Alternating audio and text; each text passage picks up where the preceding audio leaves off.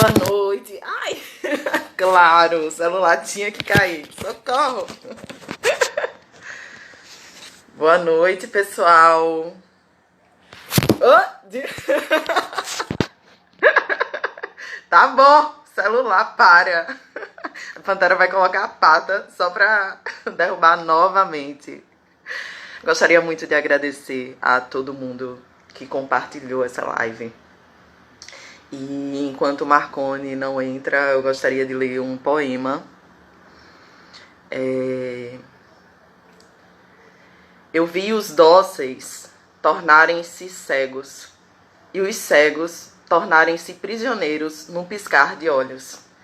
Eu andei sobre cacos de vidros, eu admiti meus erros e engoli derrotas, e respirei o fedor da indiferença.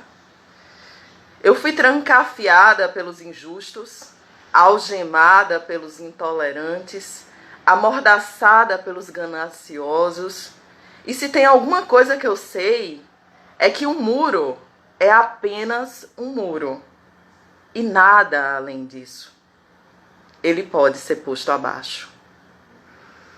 Esse é um poema muito forte da Sata Olugbala Shaku. E ai, quanta gente linda entrando. A gente está esperando Marconi, tá? Marconi chegou! Peça pra entrar. Ai.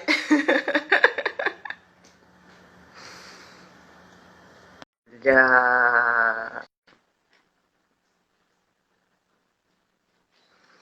Cadê? Oi, olá! Boa Boa noite! noite! Desculpa a demora, eu tava terminando de me arrumar, né? Tava me produzindo pra essa live incrível contigo hoje, então estou aqui agora. Demora nenhuma. Que é isso? O que vale a pena ter, vale a pena esperar. Uma mensagem de esperança. Hoje ela tá muito inspirada hoje, gente. Boa noite a todo É... mundo. Então é isso, Marconi. Quem é Marconi? Vamos lá, né? Deixa eu me introduzir aqui rapidinho pra todo mundo que tá assistindo. O pessoal tá entrando agora. Boa noite a todos. É um prazer falar com todo mundo. Eu me chamo Marconi Ribeiro. Eu sou de Recife, de Joana Bezerra. Não sei, né, de onde vocês já são, mas eu sou de Joana Bezerra. Hoje eu trabalho com a área social, tenho um trabalho já há 2 anos com a educação. Sou fundador de um projeto chamado Coco Conecta, eu vou falar um pouquinho dele mais pra frente. Mas é engraçado, as pessoas perguntam assim, quem é Marconi? Essa pergunta é muito difícil, porque eu acabo sempre relacionando ao meu trabalho, né? Eu sou um jovem de 24 anos que decidiu abrir mão de uma carreira promissora para dar 2 passos para trás e tentar gerar oportunidade para outras pessoas através do meu trabalho, através do Coco Conecta. E aí já aproveito um pouquinho para contar a minha história para todo mundo, né? Eu sou nascido e criado no Coque, né? Não sei se as pessoas conhecem bem o Coque. Não sei se você conhece bem o Coque, mas o Coque é uma comunidade que está inserida no bairro da Joana Bezerra. Um recorte, na verdade, é uma mistura de Joana Bezerra com São José, mas um bairro bem vulnerável, né? Joana Bezerra é um dos bairros mais vulneráveis de Recife. A gente tem o menor índice de desenvolvimento humano da capital. Somos uma ZEIS, considerada, né, que é uma zona de estratégica de interesse social, exatamente por conta desse recorte, né, das questões sociais que estão inseridas dentro da Joana Bezerra, né? E eu cresci nesse contexto, né? Joana Bezerra, por muito tempo, foi considerado um dos bairros mais violentos de Recife. E eu cresci nesse contexto. Com 7 anos de idade, eu perdi meu pai. Na verdade, eu já não tinha pai, né? Minha mãe sempre foi mãe solteira, mas eu tinha a noção de quem era meu pai. Mas ele foi assassinado quando eu tinha 7 anos de idade, por envolvimento com crime. E quando quando eu tinha 9 anos de idade, minha mãe descobriu que tem uma doença que quase tirou a vida dela. Minha mãe tem uma doença bem grave, chamada retocolite ulcerativa, que é uma espécie de úlcera que deu no intestino da minha mãe e que ela precisou retirar o intestino grosso dela, da minha mãe só tem intestino delgado. Então, a gente come, né? O que a gente come, a gente nutre e aí passa pelo processo de digestão. Minha mãe não tem intestino grosso, né? Porque quem faz esse processo é o intestino. Quando ela descobriu essa doença, ela precisou ficar internada por muito tempo. E por conta disso, eu precisei começar a assumir responsabilidade muito cedo. Então, com 9 anos de idade, eu já comecei a trabalhar para ajudar minha família dentro de casa. Com 9 anos de idade, eu precisei me tornar pai dos meus irmãos mais novos, né? E com 9 anos de idade, eu precisei começar a entender a doença da minha mãe, porque eu precisava dar suporte para ela enquanto enfermeiro, digamos assim. Então, minha jornada de responsabilidade começa muito cedo.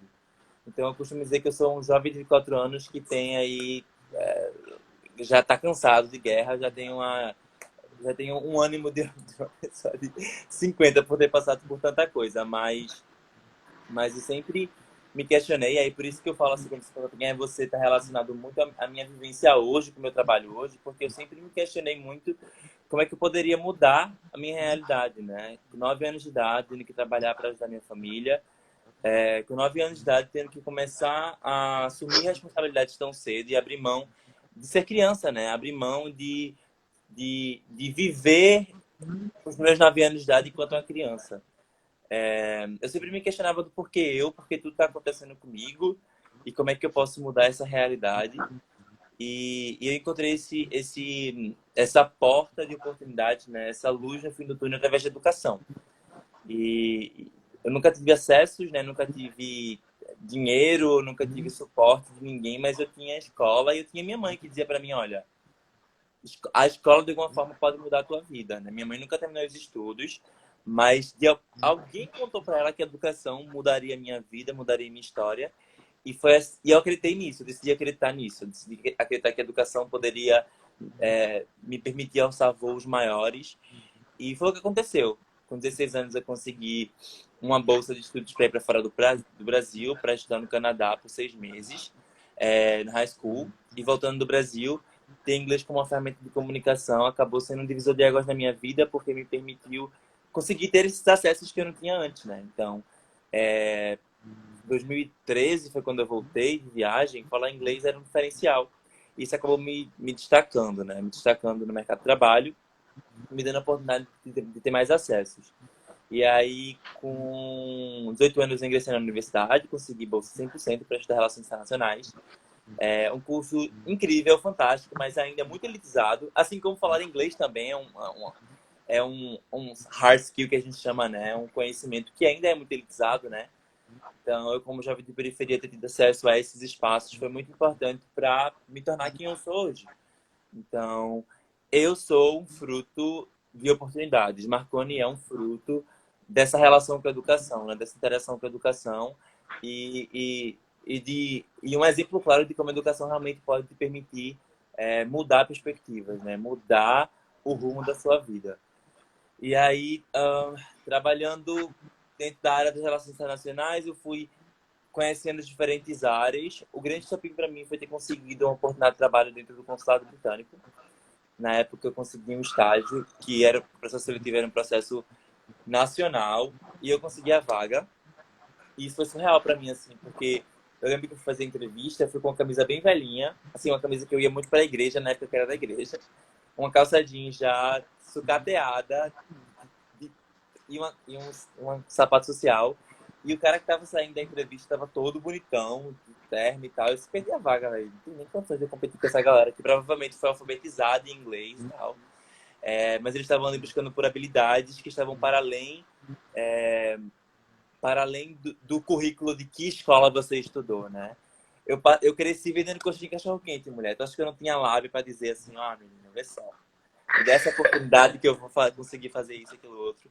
E aí eu consegui essa oportunidade. E aí, para mim, foi o grande estopim, porque eu comecei a me questionar sobre esse lugar que eu estava ocupando, né? E cada vez que eu alcançava esses espaços de privilégio, eu me percebia sozinho. Eu olhava para os lados e dizia, não tem ninguém parecido comigo, não tem ninguém com história parecida com a minha. Não tem ninguém que eu possa sentar assim, na hora do almoço e contar alguma coisa e a gente se identifique, sabe? E eu disse, não, eu preciso fazer alguma coisa para que outras pessoas possam estar nesse lugar aqui comigo, né? Porque eu acabei me tornando esse modelo de sucesso, esse ponto fora da curva que esses discursos meritocráticos adoram usar como referência, né? Tipo assim, vê, ele é da periferia, não teve pai, trabalhou desde criança, mas está aqui. Então, se você não conseguiu é porque você não quer. né? E a gente sabe que é muito mais que isso. E eu vivenciava isso no meu dia a dia. Porque quantos amigos meus eu perdi pro crime, quantos amigos meus tiveram que é, abrir mão de sonhos parecidos com os meus porque não tiveram suporte, não tiveram pessoas que disseram para ele, ó, vai lá, sabe? Tipo, não tiveram incentivo nem dentro de casa, né? Porque a gente vai voltar para aquela história de sempre de que a, as- a mãe daquela criança provavelmente não teve incentivo sobre a educação, logo, como ela vai incentivar essa criança sobre a educação também? Eu tive a sorte de ter uma mãe que tinha essa perspectiva de alguma forma, mesmo não tendo acesso a isso. E aí foi quando eu decidi criar o Coco Conecta, que é o trabalho que eu tenho hoje.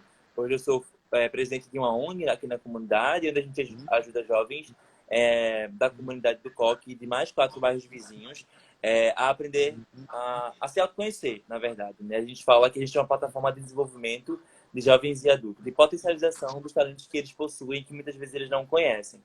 Então, o nosso trabalho está muito pautado nisso, entender como é que a gente pode apresentar para os nossos alunos o que é ser periférico, se questionar sobre isso e entender como é que eles podem mudar essas perspectivas através da educação. Né? A gente tem um programa que é o nosso carro-chefe hoje, que é o Inglês Conecta, que é um programa de inglês que foi o que eu decidi fazer, né? Olha o gatinho aí na frente.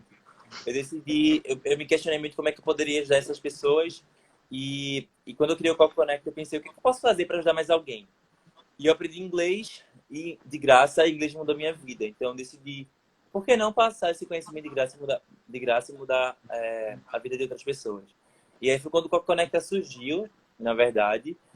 Com 3 meses de projeto, as Nações Unidas ficou sabendo, aliás, um programa chamado Jovens da ONU ficou sabendo da nossa iniciativa e eu consegui uma bolsa para ir para as Nações Unidas apresentar o nosso projeto na maior conferência de liderança jovem no mundo, que é a The Youth Assembly.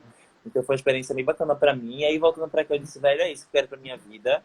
Acabei abrindo mão do emprego e focando nisso, né? Focando em gerar oportunidade para outros jovens também. Gerar esses questionamentos, né? Fazer com que os jovens se questionem e percebam o lugar que a gente ocupa hoje e como é que a gente pode ocupar outros espaços também, né?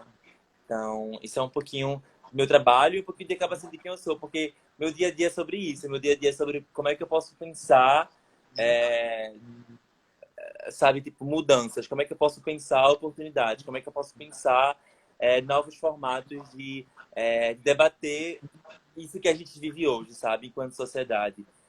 Que parece que o tempo passa e as coisas avançam, mas tem coisas que ainda estão estagnadas e eu estou nesse processo todos os dias, me questionando como é que eu posso fazer com que as coisas realmente mudem e possa trazer resultados positivos para a vida de outras pessoas também. Muito legal. Um TEDx.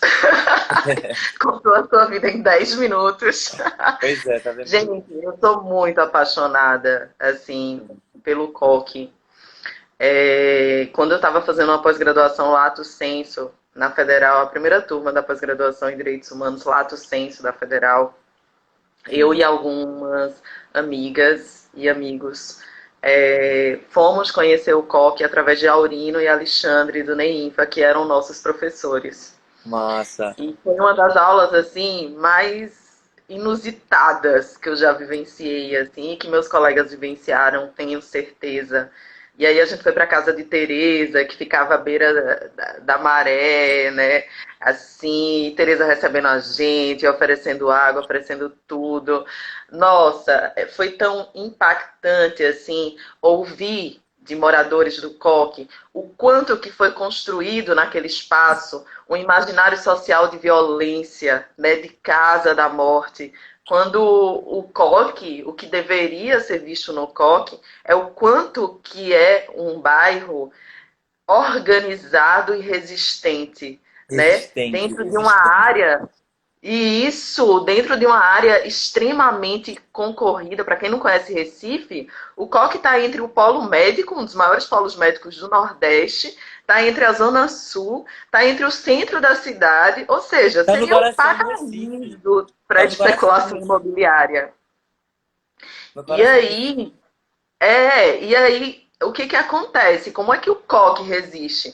Meu Deus, o coque é a vanguarda da resistência dos bairros desse país, sabe? No sentido de que a mesma aula de filosofia que os professores da Universidade Federal davam para os alunos e dão para os alunos da Universidade Federal, dava no NEINFA para as crianças.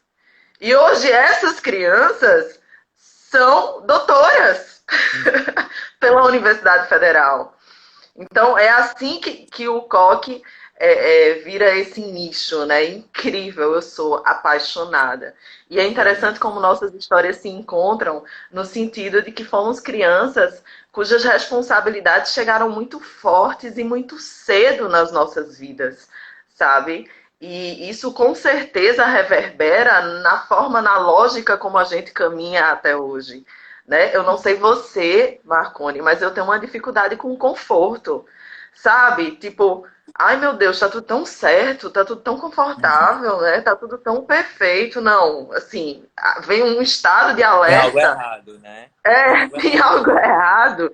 E a gente, dentro, né, dessa lógica, a gente entende que, caramba, se deram a mão para a gente, por que a gente não vai dar a mão também? Se a gente sabe e entende o poder transformador disso, né? Por que a gente não, se a gente viveu, se a gente tem essa certeza, por que a gente não age desse modo? E aí tantas coisas que a gente sacrifica também, né? Quando a gente opta por lutar, né? Tantas Verdade. coisas a gente sacrifica. E tantas Verdade. coisas a gente enfrenta. Porque é uma sociedade que trabalha sob a lógica de que se você não faz parte da elite, você é menos, você é inferior, é incapaz. Se você não está vestindo uma roupa que se considera legal, você está abaixo também.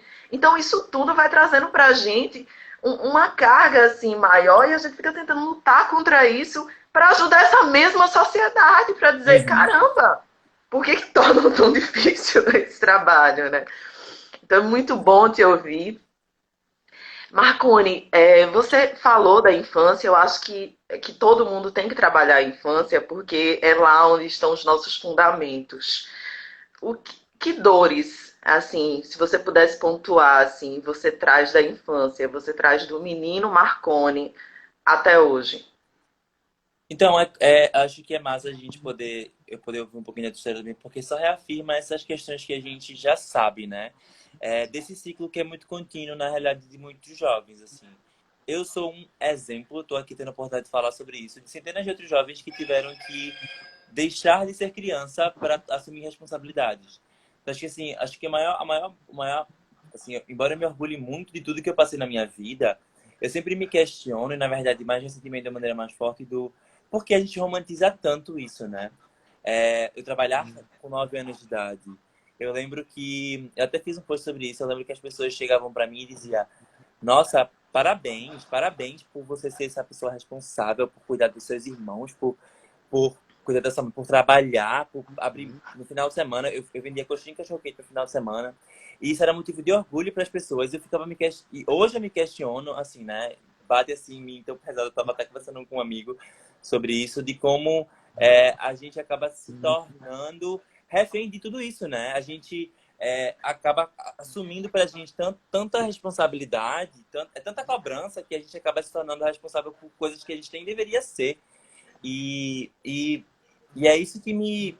Acho que a maior dor que eu tenho é essa, né? De ter vivenciado essas coisas e não ter tido a oportunidade de ter refletido sobre elas antes. Né? Hoje eu tenho a oportunidade de parar para pensar sobre tudo isso. Tudo que eu vivenciei na minha vida. Olha o Vini aqui falando com a gente. Oi, Vini. É, Na minha vida ai, vem pra cá também. Tô caçando Vinícius, entra aqui com a gente. e quem dera eu tivesse tido... Quem dera eu tivesse tido uma história diferente, né? Quem dera eu tivesse tido a oportunidade de desfrutar a educação de qualidade. Quem dera eu tivesse tido a oportunidade de ter vivido infância de verdade. Poder brincar, não me preocupar com conta para pagar com 12 anos de idade, sabe?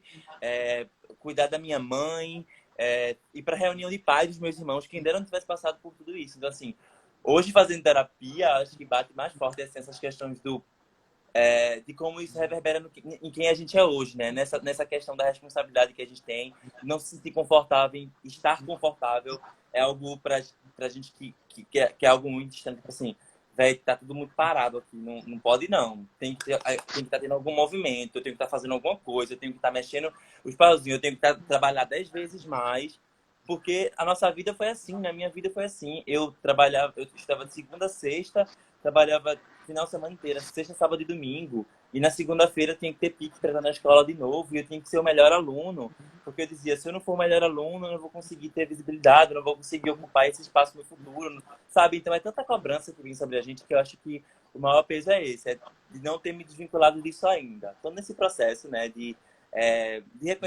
o reconhecimento já é muito importante, mas estou nesse processo de dizer, slow down, calma, tudo bem, não conseguir isso hoje, eu não fazer isso hoje.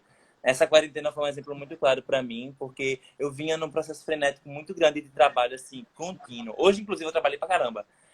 Mas eu vinha no trabalho, num processo frenético, assim, de trabalho contínuo. E a pandemia fez a gente se estagnar de alguma forma, né?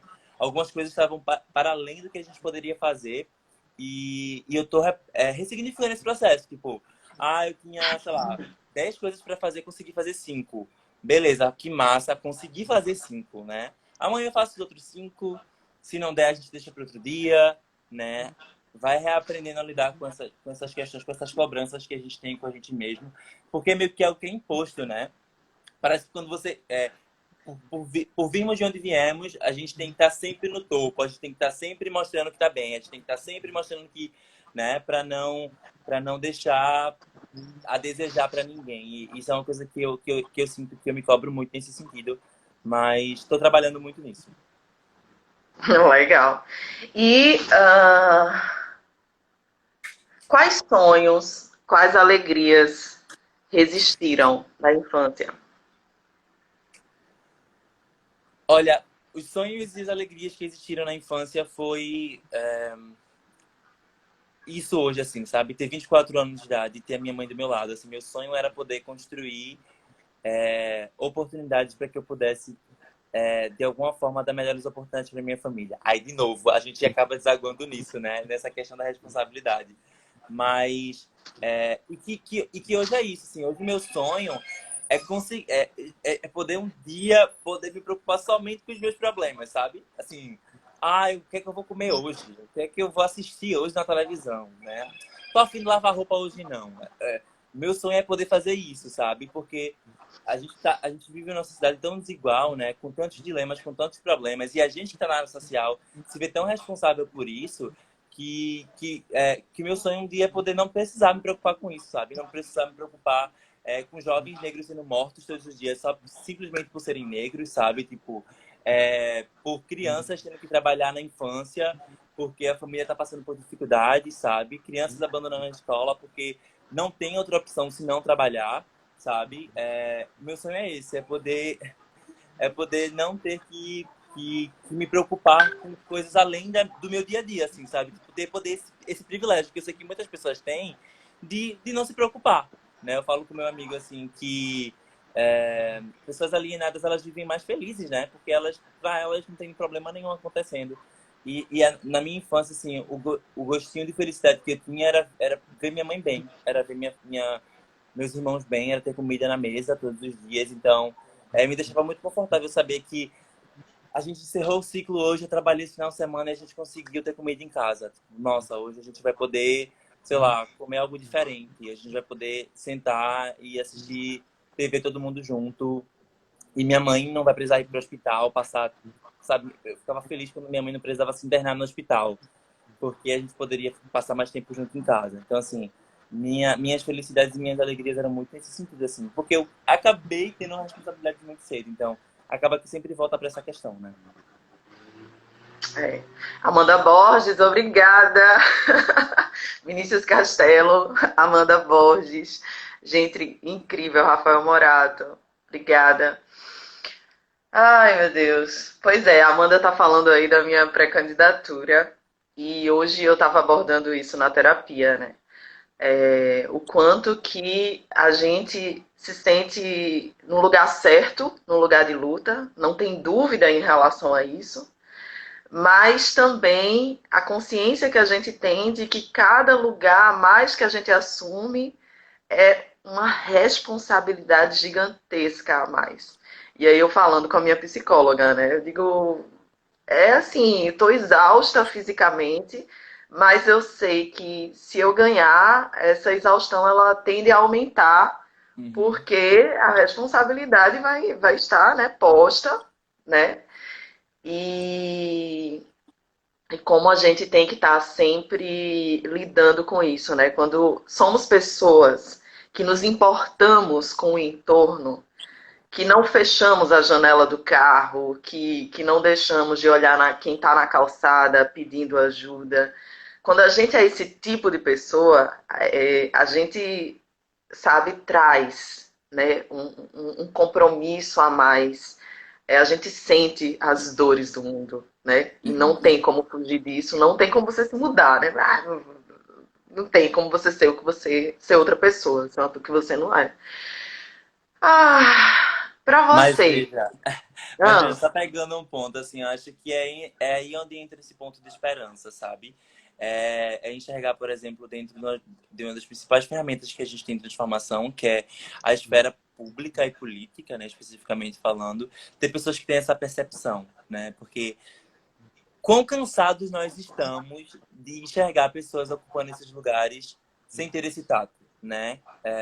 Por quanto tempo a gente vai ter que lidar com essa questão de enxergar pessoas que estão ali, que não nos representam, que não entendem quais são as pautas que a gente vivencia todos os dias, que não fazem, não tem noção nenhuma da real realidade de centenas de milhares de pessoas nesse país, né?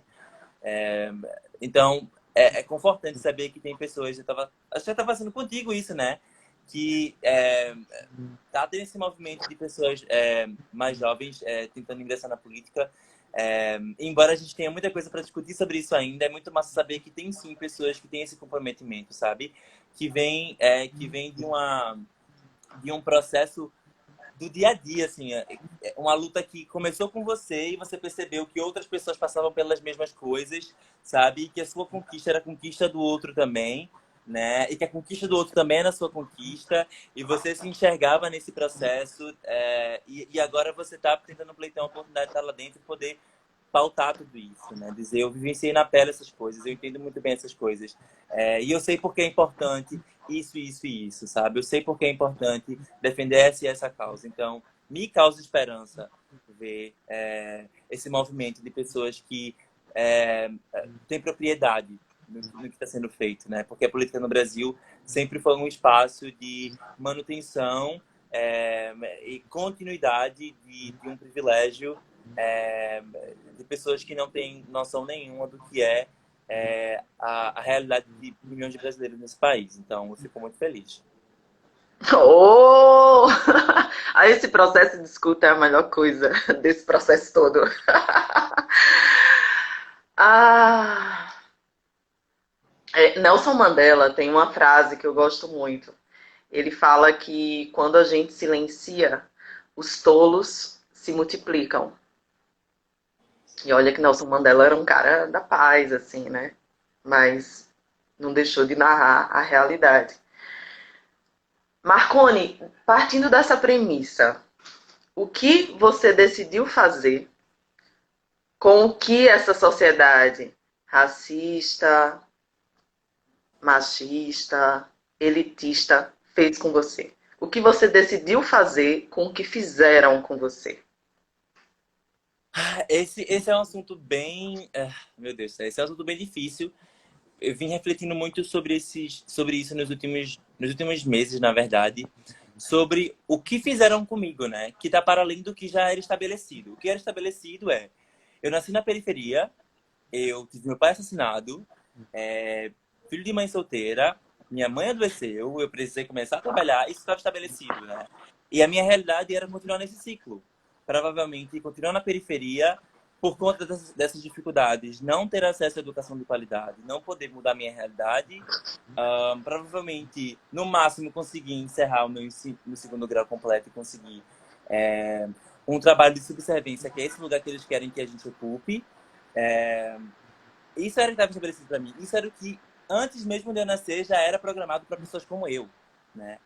Isso era o que estava já escrito, tem um script para pessoas que nascem na periferia. Esse é o seu começo, esse é o seu meio e esse aqui é o seu fim. né? Eu costumo trazer esse debate muito para a sala de aula, para os meus alunos, que nascer na periferia é entender que você cresce aqui, você nasce aqui, você cresce aqui, você compra na padaria da periferia, você faz o rolezinho na periferia, você se relaciona afetivamente com as pessoas da periferia e você constrói a família na periferia e você fica na periferia. E não é porque você não quer ocupar outros espaços, é porque já foi criado um labelzinho, né? Já tem aqui um rótulo. Periférico, fica aqui. Você não pode ir para a universidade, você não pode ocupar cargos de gestão, você não pode, sabe, tipo, fazer uma viagem internacional, né? Tipo, a empregada está indo para Disney. A gente escuta coisas como essa, né? E onde é que a empregada convive, né? Onde é que a empregada mora? É na periferia, né? Então, a elite já estabeleceu um lugar que a gente tem que ocupar. Então, o que a sociedade fez comigo, para antes de mim, foi foi isso, né? Estabelecer qual era a minha realidade. E o que eu fiz com isso foi me questionar sobre ela e perguntar se era isso mesmo que eu queria para mim mesmo, né? E o que eu poderia fazer para mudar essa realidade. Então começou no processo de autoconhecimento, enxergando quem eu era, onde eu estava, que lugar eu estava ocupando, por que eu estava ocupando aquele lugar, né? A gente cresce sem ter nenhum referencial. A gente assiste TV e as pessoas que eles pautam da periferia, ou é o bandido, ou é o flanelinha, ou é a mulher preta que é empregada, né? Não tem o galã preto, não tem o CEO LGBT, sabe? Tipo, não tem a mulher preta que é dona do seu próprio negócio, né? Não tem isso, não tem essas referências. Então, eu cresci não tendo essas referências. Quais eram os meus heróis? Nenhum. E aí o que a sociedade faz é fazer com que a gente se questione sobre... Na verdade, não faz com que a gente se questione, né? Mas quando a gente começa a se questionar e a gente começa a perceber isso, o que eles fazem? Faz com que a gente tente, de alguma forma, querer estar naquele lugar junto com eles, né? E ceiar daquele mesmo ambiente. Eu falo que por muito tempo eu me embranqueci, e aí é o ponto mais complexo para mim, né? Porque eu percebi que eu comecei a criar aversão à periferia, eu comecei a criar aversão à vida que eu tinha, eu comecei a criar aversão a ser pobre, comecei a criar aversão a não ter acessos, e qualquer coisa que relacionasse a ser periférico para mim era algo negativo. Eu omitia, eu dizia para os meus amigos que moravam em outro bairro, porque eu tinha vergonha de dizer que morava na Joana Bezerra.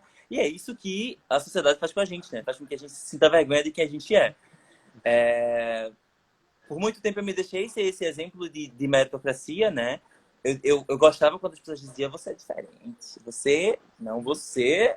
Olha, você fala inglês. Você tá no consulado, você não é igual essa galera aí, não. Eu por muito tempo, me permiti aceitar esse discurso, assim, eu me deixei seduzir por isso, né? E nada mais é do que uma cilada, né? Para colocar a gente nesse espaço de afastamento extremamente de quem nós somos, e de querer fazer com que a gente não queira ser parte disso e queira fazer parte daquele grupinho ali, né? Fortalecer aquele discurso e manter esse status quo que eles sempre estão inseridos. E aí eu precisei criar o Coco Conecta para me reconectar comigo mesmo. Por isso que o nome do projeto é Coco Conecta. Tem tantos significados esse nome, você não tem noção. Mas o mais importante foi que quando eu comecei o projeto, eu disse: eu vou ensinar inglês e eu vou fazer com que essa galera consiga ocupar esse espaço que eu estou ocupando, né? Que eles enxerguem que é muito ruim ser periférico. Olha meu pensamento. E quando eu criei o projeto, que eu fiz o processo seletivo, que eu botei 25 alunos na minha sala, numa sala de aula, eles se sentiam extremamente orgulhosos por ser quem eles eram. Eles amavam fazer o rolezinho, eles se encontravam no final de semana, eles celebravam as coisas mais simples que vivenciavam aqui.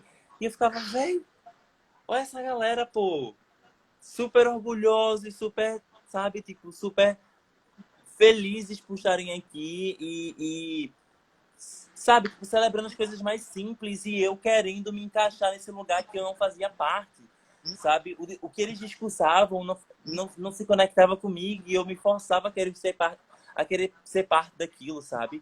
Então, acho que a sociedade teve muito esse papel, né? De primeiro de dizer para mim que eu tinha que estar naquele lugar ali somente, né? Eu não poderia ocupar outros espaços.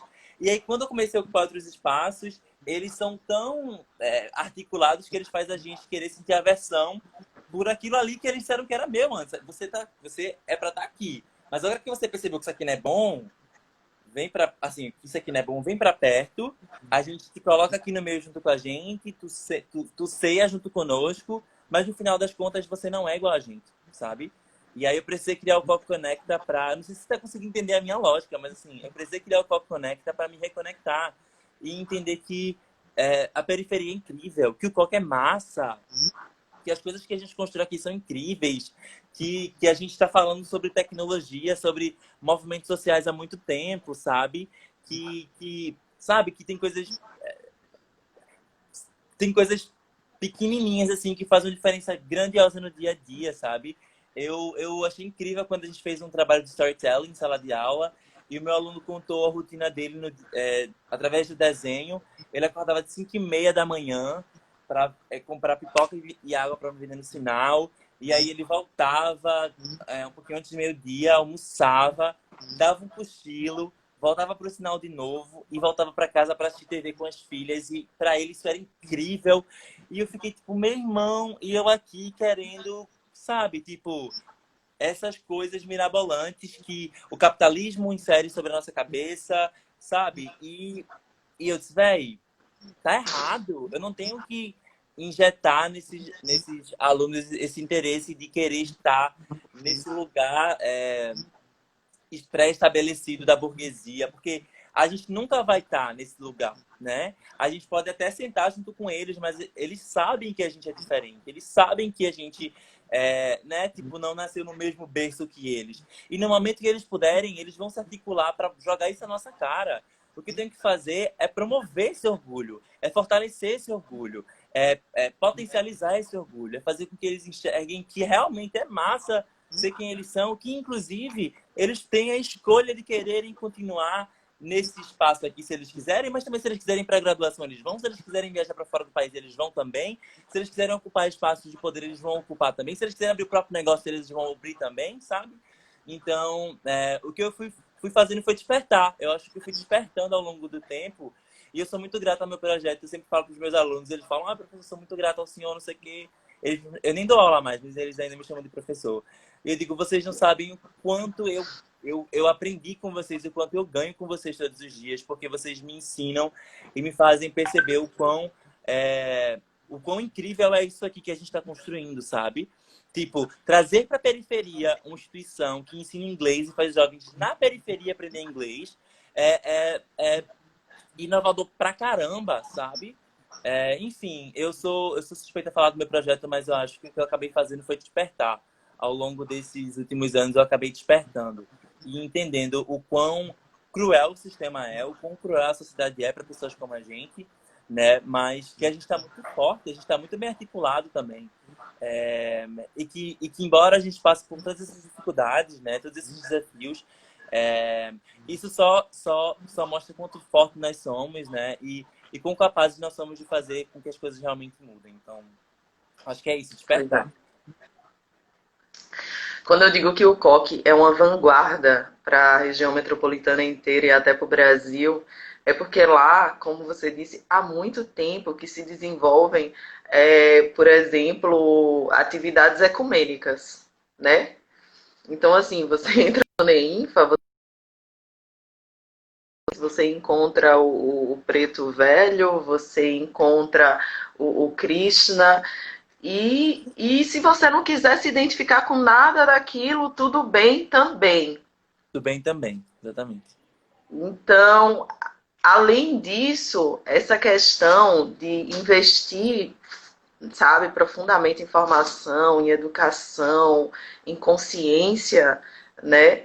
Eu acho que é um dos pontos mais estratégicos que a gente tem do campo político, tanto da política do dia a dia, quanto da política institucionalizada propriamente dito. Eu acho que é assim que a gente consegue, como você compartilhou hoje à tarde, hackear o sistema, sabe?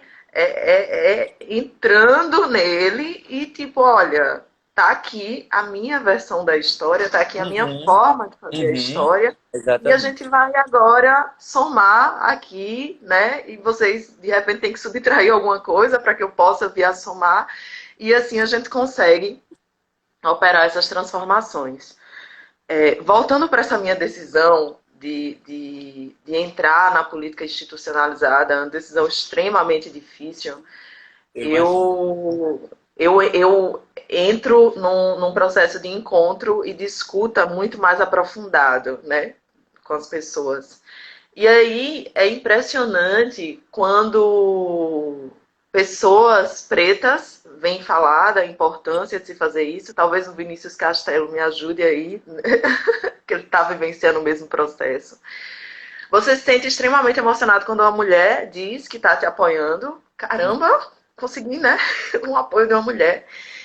E caramba, como é forte quando aquela pessoa mais simples, sabe? Eu fui ligar para minha mãe um dia desses, minha mãe lá no interior, Tacaratu, e aí uma amiga dela veio falar comigo, dizendo que estava todo mundo torcendo, que eu poderia efetivamente fazer a diferença nesse lugar pela forma como eu me porto naturalmente na vida. E os olhos marejaram, assim. Tipo, já tinha um monte de gente já tinha falado altas coisas positivas. Mas ver, assim, agricultores rurais, sabe? Eles botam uma banquinha na feira e dizem, ai, que massa que a gente vai te ver lá, que a gente tá te vendo nesse processo. Sabe? Eu, meu Deus! E já recebi propostas, né, dentro do partido para dizer, Ana, vamos fazer aqui uma coletiva comigo, né, homens que já estão há anos na política. Eu não posso, não posso.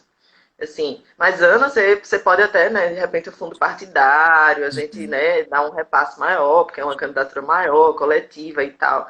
Eu não posso. Porque o que me move até aqui é ver crianças, é ver meninas, a menina que eu fui um dia, olhar para um panfleto, olhar para uma propaganda político-partidária e se enxergar lá. E começar a se organizar para daqui a uns anos ela estar nesse lugar, com todas as vivências dela, com toda Uhum. a sabedoria dela, que universidade nenhuma nunca vai conseguir quantificar, né? Uhum. Em variáveis, em metodologia de pesquisa. E aí, me Isso arrepiando é toda falando isso, revolucionário. sabe? Isso é Então, o que eu revolucionário. gostaria que tivessem feito por mim, e eu tenho, assim, desculpe falar por você, mas eu tenho certeza que esse é seu sentimento também. O que eu gostaria que tivessem feito por mim, né, de ter visto referenciais. Eu falo que o NEINFA tem esse processo espiritual muito bem desenvolvido, lá se desenvolve meditação também. E a meditação é isso, né? Um dos tipos de meditação pode se encontrar em outro lugar, né? Você se colocar em outro lugar no exercício da meditação. E aí, com o quanto de crianças, milhões de crianças que a gente tem nesse país, que tem que fazer um exercício enorme de meditação para se verem em locais que regem as vidas delas, dos pais delas, das escolas delas. Então, eu vou facilitar esse processo meditativo dessas meninas, sabe? Tipo, agora se imagina lá, mas tu tem pelo menos uma pessoa que disse é possível e está fazendo essa caminhada. Então, o importante não é ganhar, sabe? Essa eleição. O Aham. importante é inspirar pessoas de que esse processo e essa caminhada precisa ser para todo mundo. E no dia que for para todo mundo, a gente evolui enquanto sociedade, sabe? A gente Definitivamente. transforma. Definitivamente. E aí, Linda. a Tubman, eu não sei falar o nome dela, Harriet Tubman.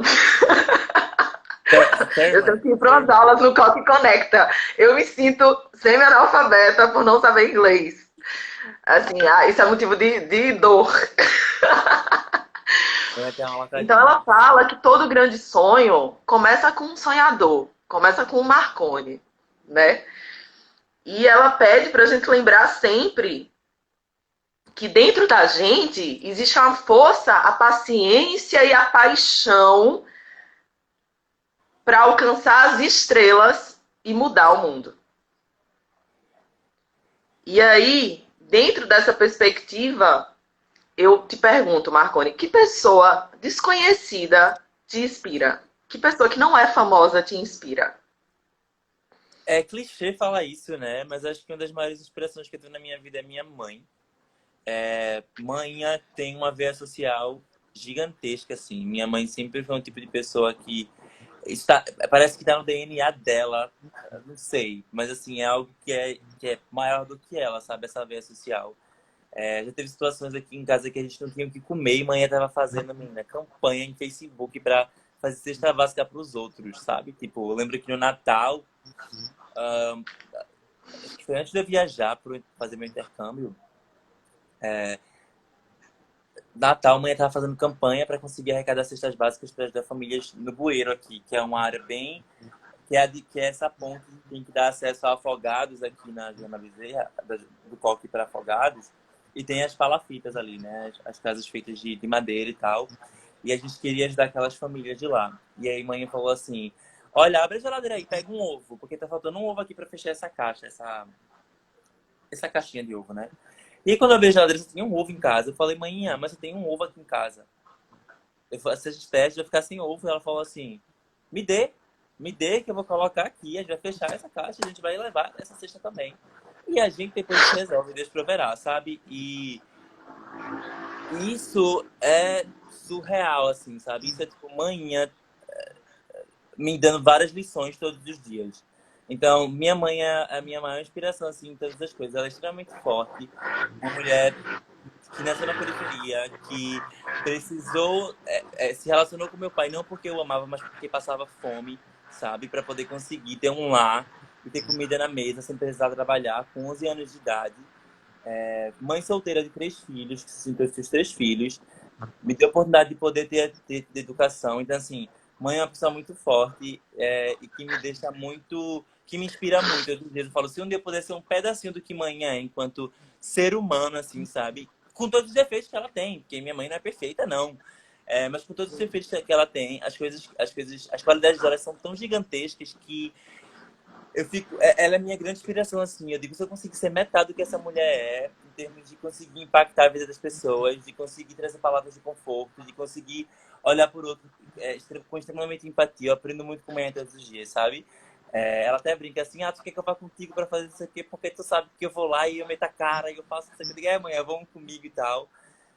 Mãe é uma pessoa, ela é gigante, assim, ela é gigante, gigante, gigante. A pessoa que não teve essa educação, mas que tem uma trajetória de vida e um conhecimento empírico, assim, avassalador, é sério. Qualquer dia desse tu vai vir comer uma galinha guisada aqui em casa e tu vai conversar com manhã, tu vai sair daqui chorando, sabe? Tu vai sair daqui, tipo, de tão incrível que essa mulher é e de tão poderosa que ela é, assim, sabe? Tipo, ela tem o poder da palavra, a gente costuma dizer assim, ela tem um dom do discurso, assim. Mãe é genial. E eu aprendo muito com mãe, então eu sou muito abençoado por ter ela comigo todos os dias, porque ela me permite ser uma pessoa melhor todos os dias. Então, ela é uma grande inspiração para mim, assim. De verdade, de verdade, de verdade mesmo. Eu poderia citar qualquer outra pessoa, sabe? Mas manhã é essa pessoa na minha vida de verdade. Quem mais vai sou eu, viu? Eu fui criada distante da minha mãe, então assim, ofereceu Nossa, comida. fui embora. E é bom. Tô aí. E como tudo que você imaginar. Tudo, tudo. Eu não sei o que eu não como nessa vida. Ai, eu me emocionei. Mas assim, porque hoje eu dei uma entrevista, TV universitária, e perguntaram, Ana, como é que você vê a mulher na política? E aí eu disse, primeiro, tem dois tipos de política. A política institucionalizada e a política do dia a dia. Na política institucionalizada, né, a pessoa mesmo que estava me entrevistando, o professor Marcelo Pelizoli, já deu o dado, 10%, um pouco mais que 10% de mulheres, né? Em uma sociedade onde somos maioria. Mas na política do dia a dia, meu bem, na política do dia a dia, são as mulheres que estão lá, sabem? E o que sustenta um país em que a política institucionalizada não cuida das pessoas é a política do dia a dia.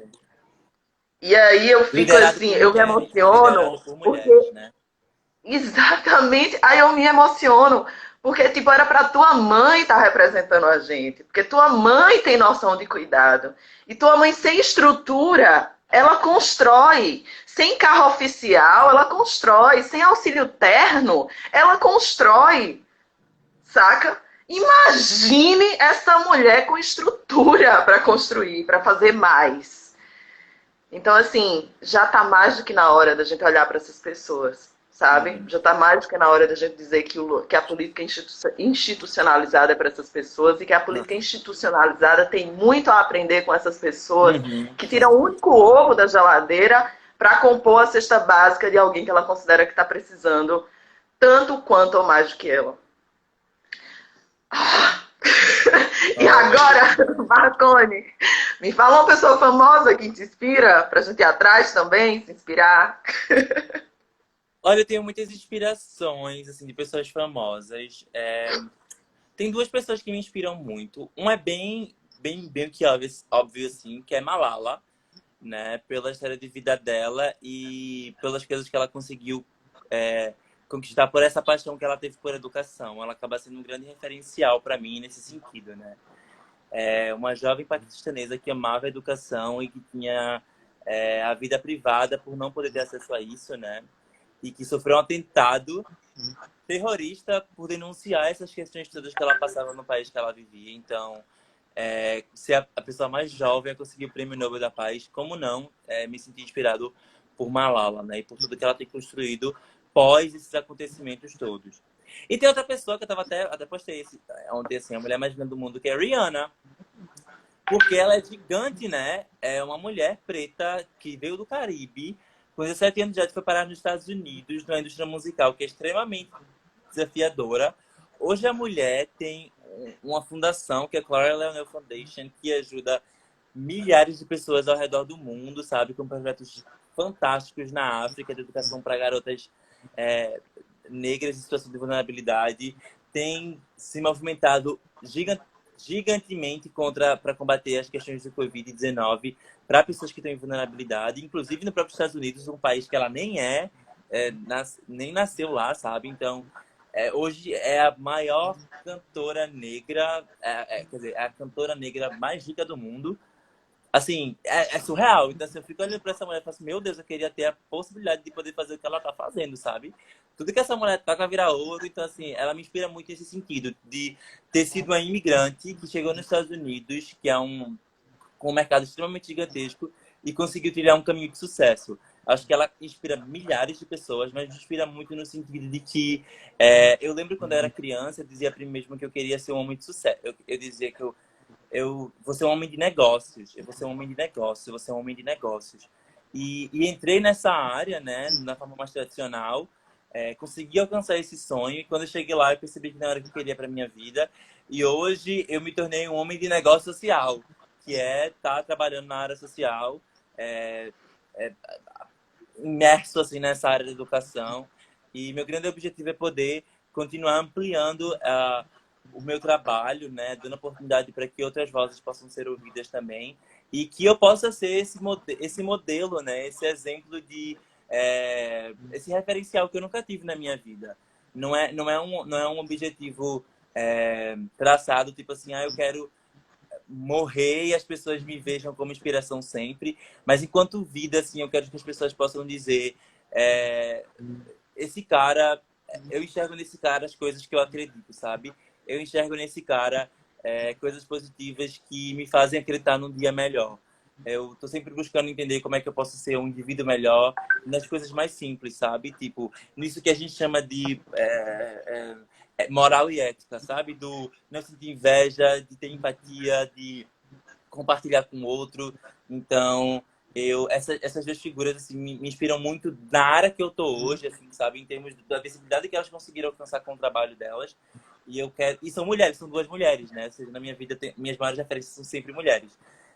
Mas eu quero poder um dia ter essa oportunidade de poder fazer com que outras pessoas olhem, se enxerguem em mim e continuem, enfim, continuem as suas lutas, né? Não desistam das suas lutas. Então, esse é um grande desejo que eu tenho, assim, sabe? De poder continuar fortalecendo esse legado, né? Que é dessa força que vem da periferia, de pessoas que não desistem, independente de todas as diversidades que a gente passa, sem romantizar esses processos, né? Porque eu comecei a entender que não dá para romantizar esses processos, mas entendendo que eles existem, né? E por entender que eles existem, continuar se movimentando para que as coisas cada vez mais possam ser modificadas, né? Que essas realidades não se perpetuem, que elas não continuem, que a gente possa sair desse ciclo, enfim, que continua nos condenando e não nos permitindo ascender e alcançar outros espaços. Acho que é isso, assim. Marcone, a gente tá acabando aqui. Olha! A próxima a gente faz no Facebook, viu? Aí vai ser um círculo, todo mundo entra. Ciclo da esperança.